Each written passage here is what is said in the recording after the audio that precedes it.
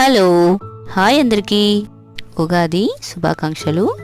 ఉగాది పచ్చడి మా స్టైల్లో అయితే మేము మామిడికాయ ముక్కలు, జీలకర్ర, అరటిపండు, పెరుగు, వేప పువ్వు, చింతపండు, ఉప్పు, బెల్లం ఇవన్నీ కూడా యూస్ చేస్తాము. అన్ని రుచులు కలవాలి కదా ఉగాది పచ్చడిలో. అందుకోసమని మేము ఎప్పుడు కూడా ఇవన్నీ యూస్ చేసి ఉగాది పచ్చడి అనేది చేస్తాము.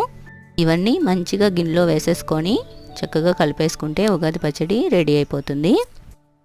ఇది మన తెలుగు సంవత్సరం కదా, దీనిలో మనం ఎన్ని రకాలు వేయడానికి నాకు తెలిసినంత వరకు మనకి జీవితంలో తీపి, చేదు, పులుపు, ఉప్పు, కారం, వగరు అన్ని టేస్ట్లు కూడా ఉండాలని, మనం అన్నిటినీ తట్టుకునేలాగా ఉండాలని ఇవన్నీ టేస్ట్లు కలిపి మన ఉగాది పచ్చడిని అయితే తయారు చేసుకొని సింబాలిక్గా చెప్తాము.